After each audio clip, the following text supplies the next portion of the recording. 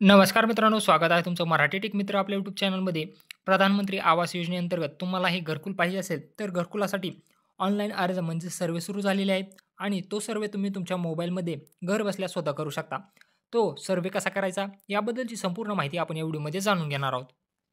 प्रधानमंत्री आवास योजना ग्रामीण टप्पा 2 अंतर्गत आवास प्लस ॲप्लिकेशनच्या मदतीनं तुम्ही घरकुल योजनेसाठीचा सर्व्हे करू शकता. हा सर्व्हे अशाच लोकांना करायचा आहे, ज्यांच्याकडे पक्कं घर नाही आणि ज्यांना या अगोदर घरकुल योजनेचा लाभ मिळालेला नाही. या अगोदर तुम्हाला लाभ मिळालेला असेल, तर तुम्ही हा अर्ज भरू शकत नाहीत. ज्यांना या अगोदर घरकुलाचा लाभ मिळालेला नाही, अशाच व्यक्तींना या योजनेसाठी अर्ज करता येणार आहे. अर्ज करत असताना तुमच्याकडे स्वतःचा एक Android मोबाईल असणं आवश्यक आहे. त्यानंतर तुमच्याकडे आधार कार्ड, तुमचं बँक अकाउंट नंबर म्हणजे बँक डिटेल्स आणि जॉब कार्ड नंबर असायला हवा. जर तुमच्याकडे जॉब कार्ड नंबर असेल आणि तो जॉब कार्ड नंबर तुम्हाला माहीत नसेल, तर जॉब कार्ड नंबर कसा काढायचा बद्दलचा व्हिडिओ आपण आपल्या YouTube चॅनलला टाकलेला आहे. त्याची लिंक तुम्हाला मी डिस्क्रिप्शन बॉक्समध्ये देतो. तो पाहून तुम्ही तुमचा जॉब कार्ड नंबर काढून घ्या. तुमचा जॉब कार्ड नंबर डाउनलोड करून घ्या. या सर्व गोष्टी असल्यानंतर तुम्हाला काय करायचं आहे? चला तर मग पाहूया सर्व्हे कसा करायचा आहे. सर्व्हे करण्यासाठी तुम्हाला तुमच्या प्ले स्टोअरमध्ये जायचं आहे. यानंतर तुम्हाला सर्वप्रथम सर्च करायचं आहे आवास प्लस 2024. आवास प्लस 2024 हे ॲप्लिकेशन तुम्हाला इन्स्टॉल करून घ्यायचं आहे. इन्स्टॉल झाल्यानंतर तुम्हाला आणखीन एक ॲप्लिकेशन इन्स्टॉल करायचं आहे, ज्याचं नाव आहे आधार फेस आर-डी. आधार फेस आर-डी हे ॲप्लिकेशन तुम्हाला इन्स्टॉल करून घ्यायचं आहे. हे ॲप्लिकेशन इन्स्टॉल झाल्यानंतर तुम्हाला 2 ॲप्लिकेशन इन्स्टॉल करावे लागतील. आवास प्लस 2024 आणि आधार फेस आर-डी. आवास प्लस हे ॲप्लिकेशन घेतल्यानंतर तुम्हाला हे ओपन करायचं आहे. ओपन केल्यानंतर सर्वप्रथम तुम्हाला आता याची भाषा निवडून घ्यायची आहे. आपण इंग्लिश भाषा निवडली आहे. त्यानंतर आता तुम्हाला इथं परमिशन विचारेल. याला तुम्हाला परमिशन द्यायचे आहेत. याला ओके करा. त्यानंतर परमिशन मागेल तुम्हाला. यामध्ये तुम्हाला व्हाईल युजिंग द ॲप यावरती क्लिक करायचं आहे. त्यानंतर परत एकदा व्हाईल युजिंग द ॲप या पर्यायावरती क्लिक करायचं आहे. त्यानंतर अलाउ करायचं आहे. यानंतर तुम्हाला इथं सेल्फ सर्व्हे या पर्यायावरती क्लिक करायचं आहे. सेल्फ सर्व्हे या पर्यायावरती क्लिक केल्यानंतर इथं तुम्हाला आता ज्या व्यक्तीच्या नावाने घरकुल पाहिजे आहे किंवा जी घरातील प्रौढ व्यक्ती आहे किंवा तुमची जी कर्ती व्यक्ती आहे त्याचा आधार नंबर टाकायचा आहे आणि ऑथेंटिकेट या पर्यायावरती तुम्हाला क्लिक करायचं आहे. ऑथेंटिकेट या पर्यायावरती क्लिक केल्यानंतर तुम्हाला आधार फेस आर-डीसाठी परमिशन द्यावे लागतील. यानंतर तुम्हाला व्हाईल युजिंग द ॲप यावरती क्लिक करायचं आहे. त्यानंतर आधार फेस आर-डी इनिशियलाइज होण्यास सुरुवात होईल. इथं तुम्ही पाहू शकता. या सर्व तुम्हाला वाचून घ्यायचं आहे. आधार फेस आर-डी सुरू झाल्यानंतर तुम्हाला तुमचा चेहरा समोर घेतल्यानंतर त्यावर पूर्ण प्रकाश येईल असा तुम्हाला चेहरा समोर ठेवायचा आहे. तुमचे जे पापण्या आहेत ते तुम्हाला मिचकवायचे आहेत, म्हणजे उघडझाप करायचे आहेत. तुमच्या पापण्या उघडझाप करायच्या आहेत. त्यानंतर तुमचा फोटो कॅप्चर केला जाईल. यानंतर याला तुम्हाला टिक मार्क करायचा आहे आणि प्रोसीड या बटनावरती तुम्हाला क्लिक करायचं आहे. प्रोसीड या बटनावरती क्लिक केल्यानंतर तुमच्या मोबाईलचा फ्रंट किंवा बॅक कॅमेरा सुरू होईल. त्या बॅक कॅमेऱ्याने किंवा फ्रंट कॅमेऱ्याने तुम्ही सर्कलमध्ये तुम्हाला पूर्ण चेहरा घ्यायचा आहे. सर्कल चेहरा घेतल्यानंतर त्यानंतर त्यांना पापण्या उघडझाप करण्यासाठी सांगायचे आहेत. सर्कल तुमचं हिरवं झाल्यानंतर पापण्या ब्लिंक केल्यानंतर तुम्हाला तुमचा कॅप्चर फोटो झाल्यानंतर पुढील प्रोसिजर तुमचा लोडिंग डाटा दाखवणार आहे. त्यानंतर ई-के-वाय-सी सक्सेसफुल तुमचं नाव दाखवणार आहे, वडिलाचं नाव दाखवणार आहे, आधार नंबर दाखवणार आहे, जेंडर, तुमची जन्मतारीख. यानंतर तुम्हाला ओके या पर्यायावरती क्लिक करायचं आहे. ओके या पर्यायावरती क्लिक केल्यानंतर आता तुम्हाला इथं 4 अंकी पिन जनरेट करायचा आहे. इथं तुम्ही कुठलाही पिन टाकू शकता.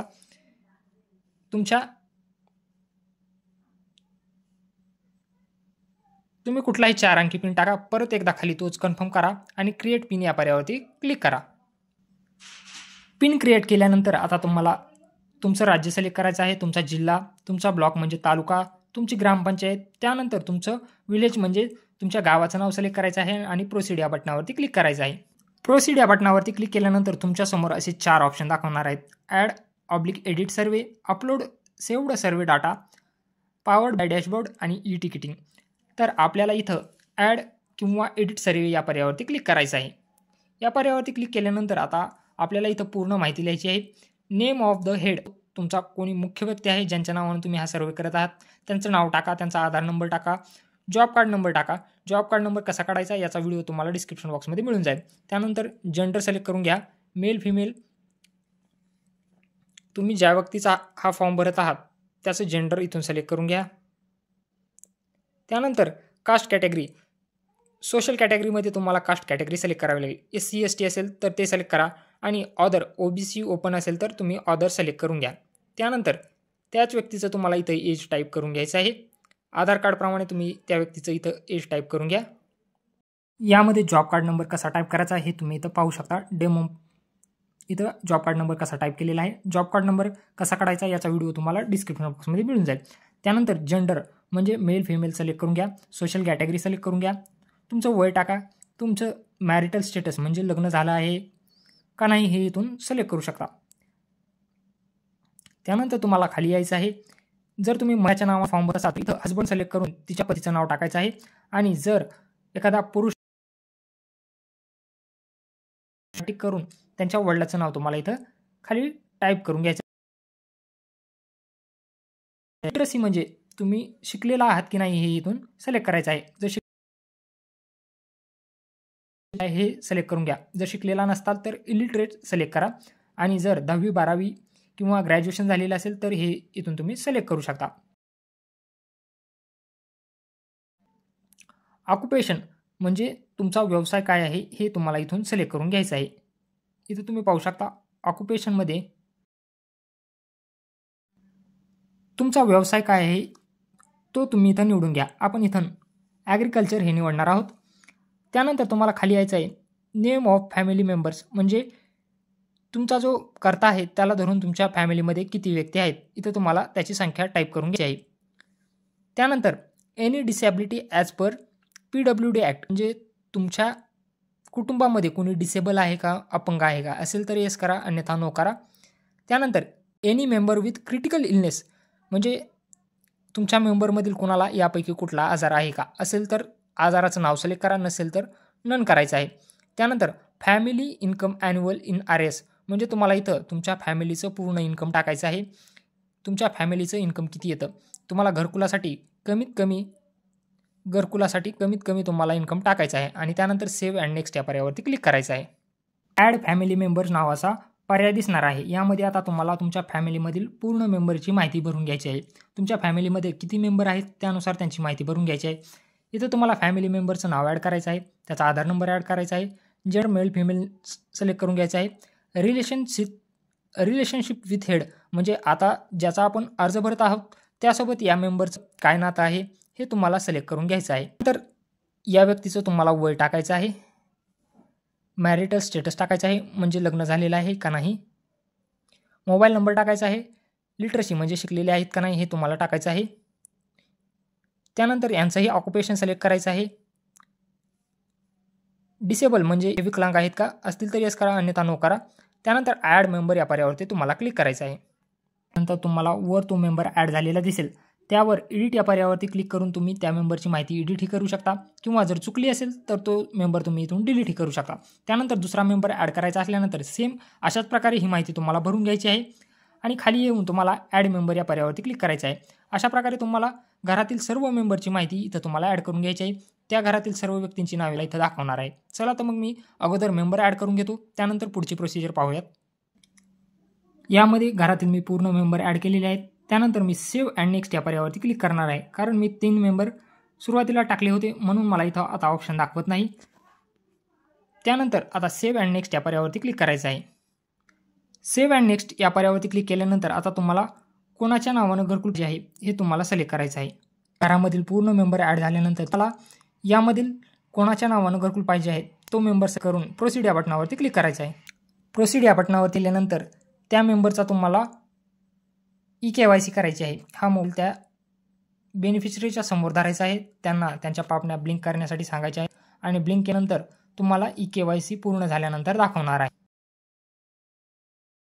फेस कॅप्चर झाल्यानंतर तुम्हाला नाव दाखवणार आहे, जेंडर दाखवणार आहे, डेट ऑफ बर्थ दाखवणार आहे आणि KYC सक्सेसफुल दाखवणार आहे. याला तुम्हाला ओके करायचं आहे. आता इथं तुम्हाला तुमच्या बँकेची पूर्ण डिटेल्स द्यायची आहे.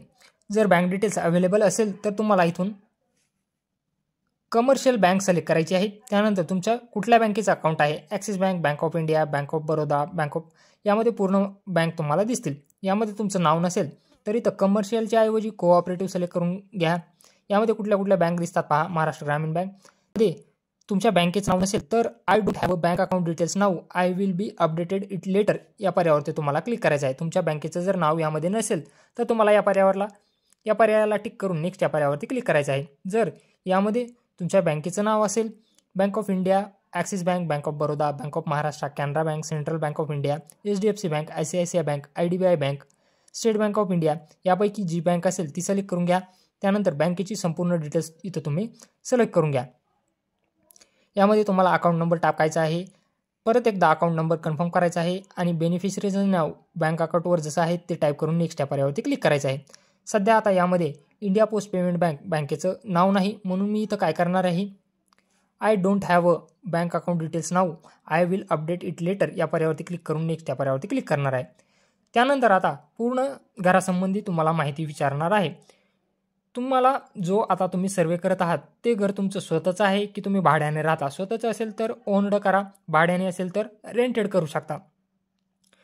त्यानंतर घर कसं आहे, पक्का आहे की कच्चं आहे, यामध्ये तुम्हाला कच्चा सिलेक्ट करायचा आहे. त्यानंतर मटेरियल ऑफ रूफ म्हणजे तुमचं जे छत आहे ते पक्का आहे का कच्चं आहे हेही तुम्ही इथून सिलेक्ट करू शकता.